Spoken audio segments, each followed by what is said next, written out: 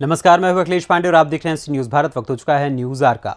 उत्तर प्रदेश के मुख्यमंत्री योगी आदित्यनाथ ने जनपद बलिया में लोकनायक जयप्रकाश नारायण के गांव सीता बदियारा जयप्रकाश नगर का भ्रमण किया। मुख्यमंत्री योगी आदित्यनाथ ने इस अवसर पर जनपद बलिया के विकास से संबंधित 3638.25 करोड़ रुपए की लागत से 144 परियोजनाओं का लोकार्पण और शिलान्यास भी किया। उन्होंने जयप्रकाश नगर में 20 बेड के कोविड अस्पताल का लोकार्पण और 50 बेड के फील्ड अस्पताल का शिलान्यास किया।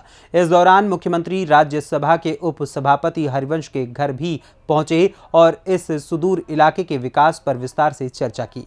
इस दौरान सीएम योगी ने क्या कुछ कहा, आइए आपको सुनाते हैं।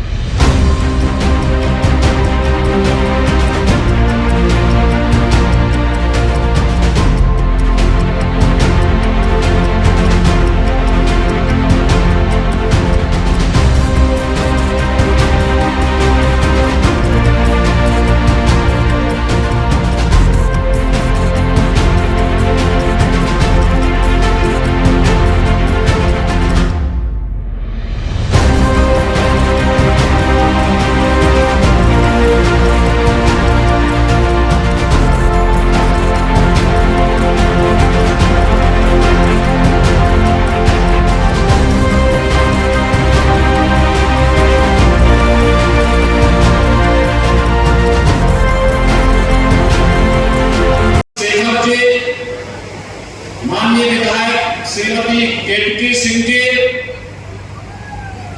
पूर्व सांसद श्री भरत सिंह जी, प्रदेश सरकार के पूर्व मंत्री श्री उपेंद्र तिवारी जी, आनंद स्वरूप शुक्ला जी, पूर्व विधायक श्री संजय यादव जी, कालीचरण राजभर जी,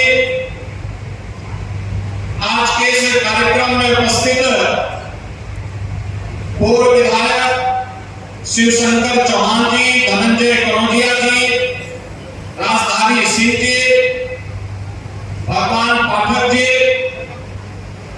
भारतीय जनता पार्टी के क्षेत्रीय अध्यक्ष श्री सहजानंद राय जी, जिला के जी का हृदय से आभार व्यक्त करता हूं जिन्होंने मुझे जेपी की धरती पर आने का अवसर दिया है।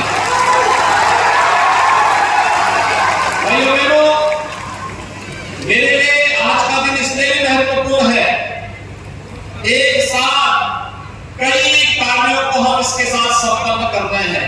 आज अंतर्राष्ट्रीय योग दिवस है। अंतर्राष्ट्रीय योग दिवस के अवसर पर दुनिया के 180 देश भारत की ऋषि परंपरा के प्रति कृतज्ञता ज्ञापित कर रहे हैं। संयुक्त राष्ट्र संघ में भारत के यशस्वी प्रधानमंत्री जी स्वयं इसका नेतृत्व कर रहे हैं और एक ऋषि के द्वारा, एक संत के द्वारा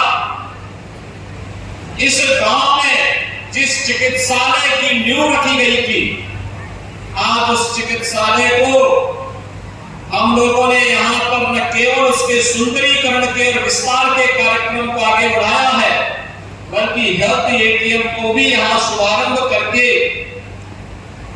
स्वर्गीय लोकनायक के उन सपनों को जिन्होंने अपने अंतिम दिनों में कामना की थी कि चिकित्सालय उनके गांव में उनकी धर्म पत्नी, उनकी सौधर्मणी श्रीमती प्रभावती जी के नाम पर समर्पित हो। आज मुझे बताते हुए प्रसन्नता है कि प्रदेश सरकार ने श्रीमती प्रभावती जी के नाम, देवी जी के नाम पर इस हॉस्पिटल का न केवल नामकरण किया है, बल्कि इसके विस्तारीकरण और आधुनिकीकरण के कार्यक्रम को भी आगे बढ़ाया। स्वास्थ्य की बेहतर सुविधाएं लोगों को मिले, संत सेवादास जी ने जो कार्य यहां प्रारंभ किया था, उनकी स्मृतियों को नमन करता हूं। जयप्रकाश जी को उनकी स्वधर्मणी प्रभावती देवी जी को उनकी स्मृतियों को नमन करते हुए विनम्र श्रद्धांजलि अर्पित करता हूं। और संत सेवादास जी ने जहां पर इस हॉस्पिटल का शुभारंभ किया था, उस खंडहर को फिर से नए सिरे से वेलनेस सेंटर के रूप में स्थापित किया जा सके, इसके बारे में आयुष विभाग और विभाग के प्रभारी मंत्री स्वयं यहाँ पर है, वे चिंता करेंगे, जिससे जयप्रकाश जी और एक संत सेवादास जी ने जो कार्य आज से 50 वर्ष पहले इस गांव में प्रारंभ किया था, उस कार्य को एक नए सिरे से स्थापित करके नई पीढ़ी को हम एक नई प्रेरणा प्रदान कर सके। एक गांव का सौभाग्य है, आज अनेक कार्यक्रम यहाँ एक साथ करके लेके चल रहे हैं। संत सेवादास जी की प्रेरणा, उनका आशीर्वाद, लोकनायक जयप्रकाश जी की जन्मभूमि में आकर के स्वयं हम कृतज्ञता महसूस कर रहे हैं। और उत्तर प्रदेश के जननायक के रूप में देश और दुनिया के अंदर जिन्होंने बलिया को एक नई पहचान दी थी, स्वर्गीय चंद्रशेखर जी की स्मृतियों को भी प्रणाम करता है। श्रीमती प्रभावती देवी जी के नाम पे जो इंटर कॉलेज बना है, उसके पुनरुद्धार के कार्यक्रमों को भी राज्य सरकार प्रारंभ करने जा रही है। उसके लिए अतिरिक्त धनराशि की स्वीकृति भी राज्य सरकार ने प्रदान की, जिससे अच्छा विद्यालय बने, यहाँ के बच्चे पढ़ सके, यहाँ के प्रोडक्ट को हम प्रदेश, देश और दुनिया के मार्केट तक पहुंचा सके, यहाँ के किसानों को, यहाँ की माताओं को, यहाँ की बहनों को, यहाँ के नौजवानों को रोजगार के ढेर सारे अवसर प्राप्त हो सके। इन सभी कार्यक्रमों को एक साथ आगे बढ़ाने का कार्य किया जा रहा है। और आज का दिन इसलिए महत्वपूर्ण है, अंतरराष्ट्रीय योग दिवस है, 21 जून की तिथि है। आज के बारे में कहा जाता है कि धरती पर सूर्य की किरणें सर्वाधिक समय तक रहेंगी, यानी सबसे बड़ा दिन आज दिन में आपने देखा होगा, आप कहीं धूप में खड़े होते हैं तो आपकी परछाई भी आपको नहीं दिखाई देती। सूर्य सीधे दिन भर आपने देखा कितना शांतपूर्ण तरीके से सूर्य, यानी दिन सबसे अधिक प्रकाश होने का मतलब सबसे अधिक विकास की प्रक्रिया के साथ जोड़ने का अवसर, सबसे अधिक ज्ञान के प्रकाश को आगे बढ़ाने का अवसर, विकास की प्रक्रिया के साथ जोड़ने का अवसर, और विकास की प्रक्रिया के साथ जुड़ने का यह अवसर आज जो हम सबको आजादी के अमृत काल के प्रथम वर्ष में प्रधानमंत्री मोदी जी की प्रेरणा से प्रदेशवासियों को, देशवासियों को प्राप्त हो रहा है, उसका लाभ आज यहाँ पर इस गांव में राज्यसभा के माननीय उपसभापति आदरणीय श्री हरिवंश जी के प्रेरणा से इस गांव को भी आत्मलाभ प्राप्त हो रहा है। मैं तो आज आप सबको इसी बात के लिए आश्वस्त करने के लिए आया हूं कि भाइयों बहनों, एक महापुरुष अगर पैदा होता है तो सदियों सदियों के लिए नई प्रेरणा प्रदान करता है। अभी 25 जून को हम लोग लोकतंत्र को बचाने के अभियान के साथ जुड़ेंगे। याद करिए, इस देश स्वतंत्र भारत में लोकतंत्र का गला घोटने का प्रयास हुआ था, तब कोई और नहीं, लोकनायक जयप्रकाश नारायण जी के नेतृत्व में पूरे देश के अंदर आंदोलन किया था। उसकी प्रेरणा पूरी यही गांव है। यहाँ का संघर्ष है, इस संघर्ष मां गंगा की प्रेरणा से प्राप्त हुआ, मां सरयू की प्रेरणा से प्राप्त हुआ, और उस संघर्ष का परिणाम है जो कभी देश की आजादी के लिए मंगल पांडे ने बैरकपुर के क्रांति के माध्यम से आगे बढ़ाने का कार्य किया था, जिसे आजादी की लड़ाई में चित्तू पांडे ने आगे बढ़ाने का कार्य किया था, जिसे जब लोकतंत्र का गला घोटने का कार्य हो रहा था, उस समय एक नया संजीवनी देने का कार्य लोकनायक ने किया था, और जिसे अपनी बेबाक भाषणों के माध्यम से स्वर्गीय चंद्रशेखर जी ने जो नई दिशा दी थी, आज वही नई दिशा देने के लिए इसी माटी के लाल राज्यसभा के माननीय उपसभापति श्री हरिवंश सिंह जी की प्रेरणा से हम सब इस गांव में आए हैं। इस गांव को नजदीक से देखने का अवसर प्राप्त हुआ है, यहाँ के संघर्षों को समझने का अवसर प्राप्त हुआ है और इतनी देर तक इस कार्यक्रम के साथ जुड़ने का अवसर भी प्राप्त हुआ है। भाइयों बहनों, इस अवसर पर आप लगभग 3700 करोड़ रुपए के विभिन्न परियोजनाओं को भी यह मंच बलिया वासियों को समर्पित कर रहा है। मैं आप सबको इसके लिए बधाई देता हूँ। देखिए, हमारे जो जनप्रतिनिधिगण है, माननीय सांसद, माननीय विधायक, मंत्रीगण, ये लोग कितनी मेहनत करते हैं एक योजना को आपके जनपद में लेके आते हैं। विकास की प्रक्रिया के साथ जनपद को जोड़ते हैं। कहीं सड़क की परियोजना जुड़ेगी, कहीं पेयजल की परियोजना जुड़ेगी, कहीं हॉस्पिटल की जुड़ेगी, कहीं टेक्निकल एजुकेशन की जुड़ेगी, कहीं शिक्षा की जुड़ेगी, कहीं रोजगार की जुड़ेगी और ये समग्र विकास की जो योजनाएं आगे बढ़ रही है, आज बलिया उसके साथ जुड़ रहा है। और अभी हम बहुत शीघ्र फिर आने वाले हैं। बलिया में मेडिकल कॉलेज के कार्य का शुभारंभ भी होना है कि नहीं होना है? सहमत है?